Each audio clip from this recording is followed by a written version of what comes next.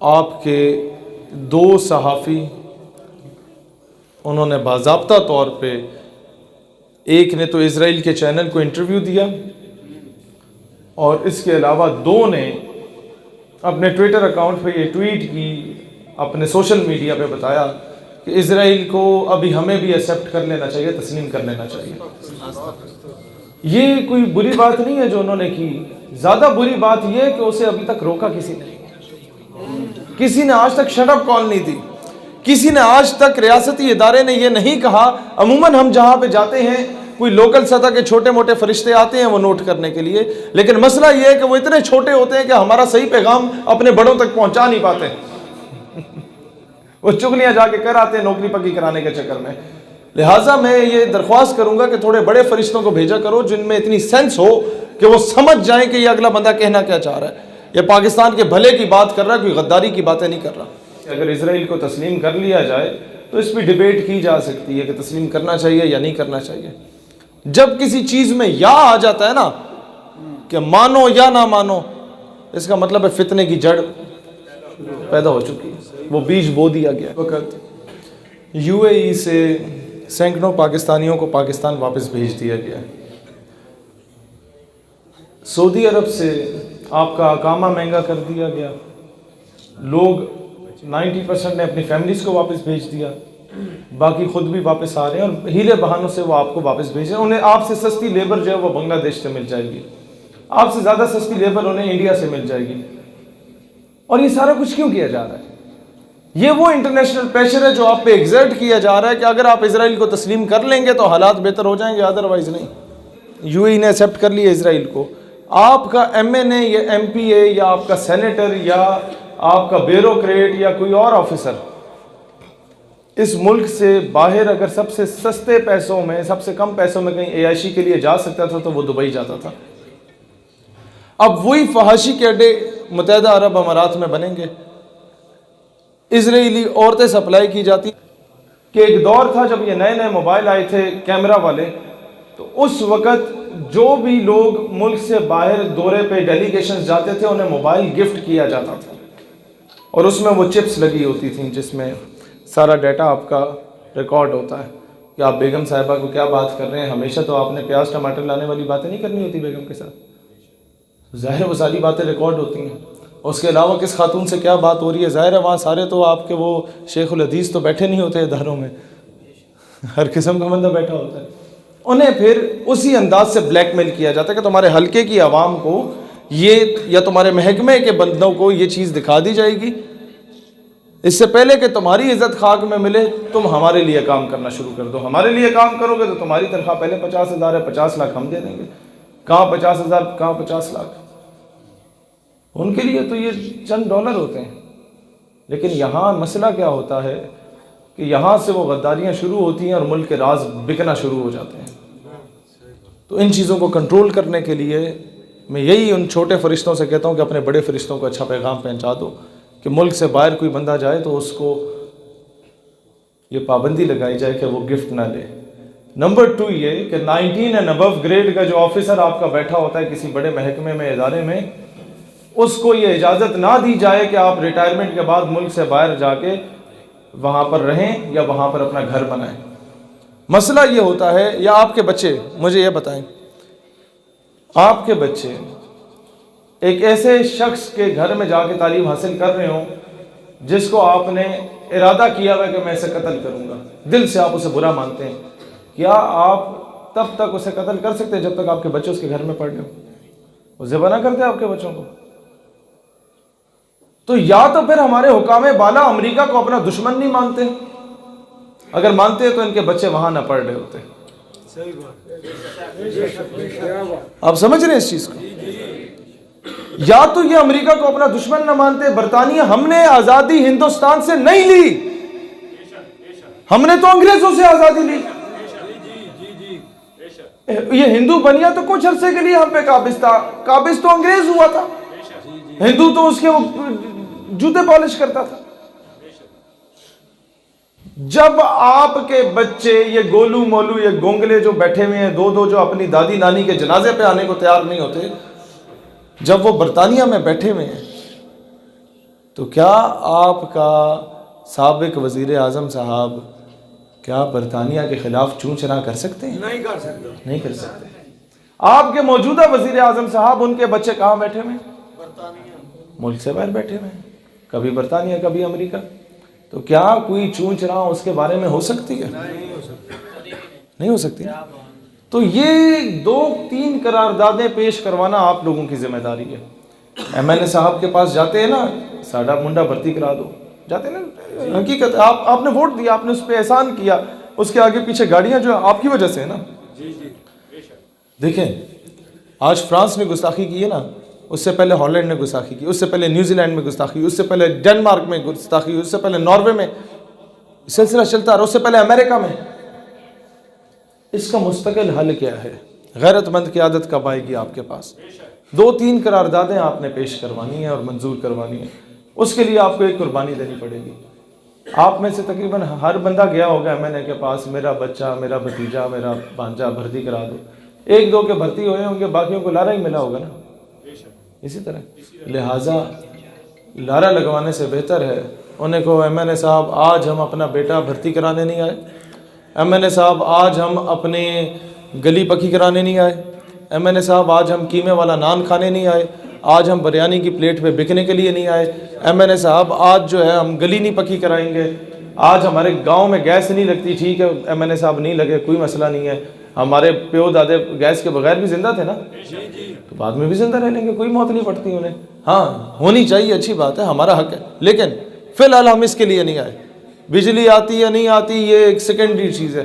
آپ ایک قرارداد ذرا جا کے پیش کرائیں کہ 19 گریڈ سے بڑا جو آفیسر ہوگا وہ ریٹائرمنٹ کے بعد نہ باہر رہے گا، نہ اس کے بچے ڈیورنگ ہز ڈیوٹی وہ باہر جا کے تعلیم حاصل کریں گے، اور امریکہ میں تو بالکل بھی نہیں. نمبر 2 ایک قرارداد پیش کروائیں جس کے بعد شاید ہمارا واپس جانا بھی مشکل ہو جاتا ہے اس طرح کی باتیں کرتے وقت، یا آپ کے کالے ڈالوں والے یوں جا کے ہمارے آگے سے گزرتے ہیں. وہ قرارداد یہ پیش کریں بیوروکریسی میں قادیانیوں کی بھرتی پہ پابندی ہونی چاہیے. آپ کے سارے جو ملک سے یہ جس طریقے سے گھسے ہوئے ہیں نا آپ کے، دیکھیں میں اکثر لوگوں کو کیوں کہتا ہوں، ابھی میں جہاں وہ انکل کے پاس بیٹھا ہوا تھا کیا بات ہوتی تھی کہ اپنے بچوں کی اچھی تربیت کر کے انہیں محکموں میں اداروں میں بھیجیں. میں نے 22 نومبر کو پنڈی میں جلسہ کیا ہمارے نوجوانوں نے، تو میں نے ایک بڑی اوپنلی بات کی تھی، اس کے بعد ہمیں بڑا کچھ سننے کو ملا. میں نے کہا اپنے بچوں کو IAS بھی کرائیں، CSS کرائیں، انہیں محکموں میں اداروں میں بھیجیں، فوج میں بھیجیں، تاکہ 20 سال کے بعد جب وہ کسی مقام پہ پہنچے تو کسی اچھے سیاستدان کو الیکٹ کر کے لائیں. تو سارے ہنس پڑے کہ نہیں یار یہ آپ کے، میں نے کہا سچ ہے. اور یہ صرف یہ کوئی بری بات نہیں ہے، یہ ہر ملک کی ایجنسی کی ذمہ داری ہوتی ہے کہ وہ اچھی قیادت لے کے آئے، لیکن اگر کوئی بندے کا پتر بیٹھا ہوتا ہے اسے لے کے آئے نا. مین پولیٹیکل پارٹیز میں کوئی چہرہ ہے ہی نہیں تو وہ جو سب سے کم برا ہوتا ہے اسے اٹھا کے وہاں پر لے آتے ہیں.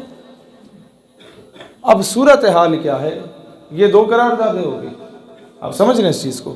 تیسری ایک چیز، ایک لیٹر ہم لوگوں نے نکلوانا ہے تمام فورسز کے چیف سے اور وزیر اعظم سے اور چیف سیکرٹری اور پرنسپل سیکرٹری، جتنے جس کے اندر سارے بیوروکریٹ فوجی افسر. یہ چیزیں کچھ آپ لوگوں میں سے لوگوں کو نہیں لگ رہی ہوں گی کہ پتہ نہیں کی گلا کر رہے ہیں، اسی سوچ رہے سانو آ کے واقعی سنائے گا.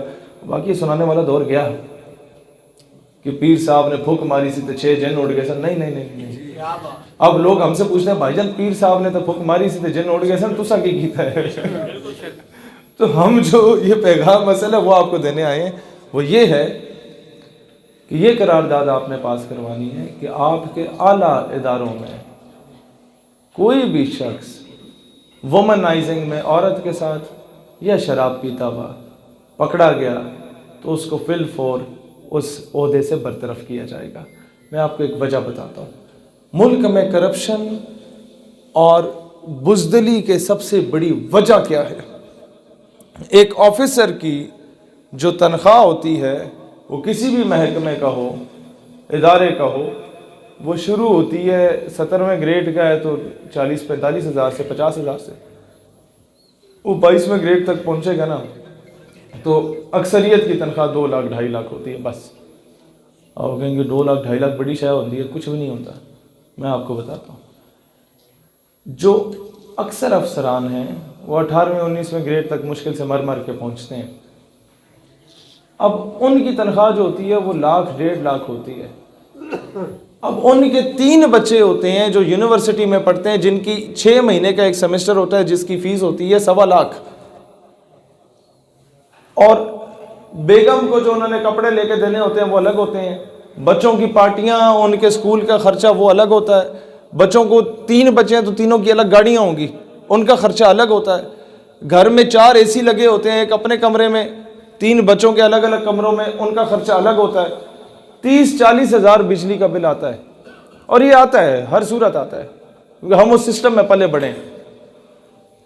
تو یہ جو وومنائزنگ میں، جو یہ غلط کاریوں میں، جو یہ بدکاریوں میں جو عورت کے ساتھ جا کے پیسہ لگا کے لاتے ہیں، تو یہ عورت بھی اپنے ٹائپ کی لاتے ہیں جناب عالی. یہ 30-40 ہزار ایک رات کا خرچہ کرتے ہیں، ایک ایسی جگہ پہ لے کے جاتے ہیں جو سیکیورٹی پوائنٹ آف ویو سے کلیئر ہو، جہاں پر چھاپا نہ پڑتا ہو. وہ فارم ہاؤس بک کرانے پڑتے ہیں. اور جب ان چیزوں کی لت لگ جاتی ہے تو آپ صرف یہ دیکھیں 40,000 ملٹیپلائی پہ 5-6 کریں نا مہینے میں، 5-6 بار ہی اگر انہوں نے الٹی حرکت کرنی ہے تو 3-4 لاکھ کا تو یہ انہیں ڈز پڑتا ہے. اور پھر جو شراب کی محفل یہ سجاتے ہیں، یہ اکیلے نہیں ہوتے، ان کے ساتھ سارے ان کے کورس میٹس بیٹھے ہوتے ہیں. اور شراب بھی وہ 150 روپے والی نہیں ہوتی، وہ ٹھیک ٹھاک مہنگی ہوتی ہے. تو یہ 5-7 لاکھ کا جو ماہانہ بجٹ ہوتا ہے، یہ کہاں سے آتا ہے؟ تنخواہ تو 1.5 لاکھ ہے بھائی جان. یہ بجٹ آتا ہے، آپ جو یہ نہیں دیکھتے کہ جی 2 ارب روپے روڈ کا جو ٹھیکہ مل گیا ہے، ہوتا ہے نا، اور سڑک اگلے سال دوبارہ ٹوٹی ہوئی ہوتی ہے، 200 کروڑ روپے کا خرچہ آیا ہوتا ہے. یہ پیسے مارتے ہیں وہاں ٹھیکے داری کے، پھر یہ پیسے مارتے ہیں نان کسٹم گاڑیوں کے، پھر یہ پیسے وہاں سے قابو کرتے ہیں جو یہ ڈرگ ڈیلنگ ہوتی ہے، جو افیم، ہیروئن اور یہ ہر قسم کی غلط آپ کے وہ نشے ہوتے ہیں، نشہ آور چیزیں، ان کی امپورٹ ایکسپورٹ میں. اور اینڈ پہ جب حرام کی لت لگ جاتی ہے نا، تو پھر یہ ملک کے راز بیچتے ہیں. اور اس کے بعد جا کے اپنا کوئی ملوث نہ ہوتا تو ڈاکٹر عافیہ صدیقی امریکہ کی جرت نہیں تھی کہ کراچی سے اسلام آباد کے راستے میں اٹھا کے لے کے جاتا. اپنا کوئی بکا ہوا نہ ہوتا تو ریمن ڈیوس نے باہر نہیں جانا تھا. اپنا کوئی بزدل نہ ہوتا تو کرنل جوزف نے رات کی تاریکی میں ملک سے باہر نہیں جانا تھا. اپنا کوئی بکا نہ ہوتا تو مبشر لقمان، کامران خان، یہ لوگ اسرائیل کی حمایت میں انڈائریکٹلی چوں کرنے سے پہلے 100 مرتبہ سوچتے کہ ہمیں کوئی چنڈ نہ پڑ جائے. لیکن اب بے دھڑک بول رہے ہیں، کیونکہ انہیں پتہ ہے کہ یہاں سارا بکاؤ مال بیٹھا ہوا ہے، ہر شاخ پہ الو بیٹھا ہے. انجام کوئی اس کا کیا ہوگا؟ میں کس منہ سے آگے آپ کو وہ واقعہ سناؤں کہ ان جو ایسی تھے، ان جو نہیں ہوئے ایسی. آج کیا ہو رہا ہے؟ آنے والی نسلیں یہ کہیں گی کہ ہمارے پیو دادے جو تھے وہ کس سے سناتے تھے، لیکن پیو دادوں نے خود کیا کیا ہے، اس کے دور میں کیا ہو رہا تھا وہ کچھ نہیں کر رہے تھے. واہ واہ بٹور کے میں نہیں وہ بٹورنا چاہتا. پچھلے 6 سال سے آپ کو بتایا نا غازی علم الدین شہید رحمۃ اللہ علیہ نے کیا کیا. اب کیوں نہیں بتا رہا؟ کیونکہ اب مجھ سے سوال ہوگا، بھائی جان انہوں نے تو کیا، تم نے کیا کیا؟ پہلے ہر بار آ کے بتاتا تھا نا کہ غازی عامر چیمہ نے یہاں سے وزیر آباد سے اٹھ کے کیا کیا. اب کیوں نہیں بتا رہا؟ کیونکہ سوال ہوگا کہ بھائی جان تم نے تقریروں کے علاوہ کیا کیا. لہٰذا یہ سسٹم کو چینج کرو تاکہ کسی کو عامر چیمہ بننے کی ضرورت ہی نہ پڑے، گستاخ کی جرت ہی نہ ہو کہ وہ اس طرح کی حرکت کرے. دنیا کو یہ باور کرانے کی ضرورت ہے کہ دنیا کا سب سے بڑا اگر کوئی فراڈ ہے تو وہ اقوام متحدہ ہے. وہ میں آپ کو ایک مثال دیتا ہوں. آپ کے پنڈ میں 5 چودھری ہیں، 5 زانی شرابی ہیں، اور آپ کے پنڈ کے جو شورا بیٹھتی ہے وہ ہر گھر کا ایک بندہ اس شورا کا حصہ ہوتا ہے. 6-7 بندے ہیں گھر میں، ایک بندہ شورا کا حصہ ہے. وہ فیصلہ کریں گے کہ جناب گاؤں میں مسجد پہ 1.5 لاکھ روپے کا خرچہ کرنا چاہیے، اس کا صحن شہن ٹھیک کرنا چاہیے.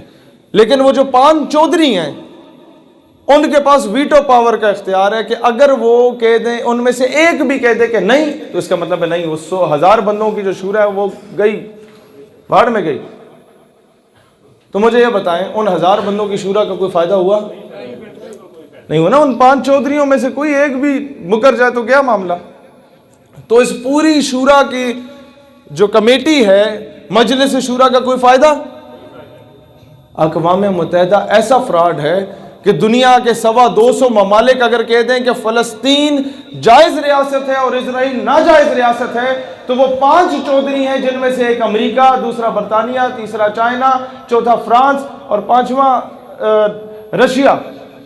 ان 5 میں سے کوئی ایک بھی کہہ دے کہ نہیں اسرائیل جائز ریاست ہے تو 250 ممالک گئے بھاڑ میں، جو اس نے کہہ دیا وہ صحیح ہے۔ تو یہ فراڈ ہے کہ نہیں ہے؟ فراڈ ہے۔ تو اقوام متحدہ دنیا کا وہ سب سے بڑا فراڈ ہے، لیکن ہم لوگ اس چیز کو تسلیم نہیں کرنا چاہتے۔ اقبال ہمیں جھنجھوڑ کے کہتا تھا یورپ کی غلامی پر رضامند ہوا تو، مجھ کو گلہ تجھ سے ہے یورپ سے نہیں ہے۔ مسئلہ یہ ہے کہ آپ جب تک ایک پیپر اٹھا کے کسی کے گھر میں نہیں جاتے کہ مجھے تمہارا نوکر بننا ہے، وہ آپ کو نوکری نہیں دے گا۔ تو جب تک آپ امریکہ کے گٹوں میں بیٹھ کے بوٹ پالش نہیں کرتے تو وہ بھی آپ کو نوکر نہیں بناتا۔ امریکہ تم پہ ظلم نہیں کرتا، تم خود جاتے ہو کہ مجھے ڈالر دو، میں تمہیں اپنی بیٹی دینے کو تیار ہوں۔ ہمارے پچھلے 20 سالوں کی تاریخ اس بات کی گواہ ہے۔ یہی تو ہوا ہے۔ ریمن ڈیوس کیوں جا کے لکھتا ہے کہ $5 $10 کے پیچھے پاکستانی اپنی ماں بیچنے کو تیار ہے؟ تو میں آ کے کیوں آپ کے ساتھ فراڈ کروں کہ 5 گھنٹے کا میں سفر کر کے آؤں، 5 گھنٹے سفر کر کے جاؤں اور صرف آپ سے بولوں وہ نعرہ لگاؤ زندہ باد مرد آباد؟ نہیں نہیں نہیں نہیں نہیں نہیں۔ تاجدار ختم نبوت زندہ باد حقیقی معنوں میں ہم اس وقت کہہ پائیں گے جس دن ایڈیشنل ڈائریکٹر جنرل FIA ابو بکر خدا بخش جو کہ قادیانی اپوائنٹڈ ہے، وہ اپنے منصب سے اتر جائے گا۔ آپ مجھے سچ بتائیں، آپ میں سے کتنوں کو پتا تھا یہ بات؟ نہیں پتا تھا نا؟ تو یہ ہمارے سسٹم کی نالائکی ہے کہ ہم نے اپنے لوگوں کو نہیں بتایا۔ اس ملک کے 99% لوگوں کو نہیں پتا، جنہیں پتا ہے وہ بھی ہمارے نوجوانوں کی وجہ سے پتا چلا۔ دوستان ذی وقار اس سسٹم پہ کام کریں، MNA صاحب کو جا کے کہیں کہ قرارداد پیش کریں، اور قرارداد بڑے میں آپ کو بتاتا ہوں، پھر ہمارے ذہن میں یہ ہوتا ہے کہ پتہ نہیں قرارداد پیش ہوگی یا نہیں ہوگی، ہوگی تو پتہ نہیں منظور ہوگی کہ نہیں ہوگی، ان کا باپ بھی منظور کرے گا۔ شرط یہ رکھی جائے کہ جو ووٹ دے گا وہ عوام کو دکھا کے ووٹ دے گا کہ میں فیور میں دے رہا ہوں یا اگینسٹ دے رہا ہوں۔ یہ اونچ نیچ کرے تو صحیح نا، عوام انہیں گھر میں نہیں گھسنے دے گی۔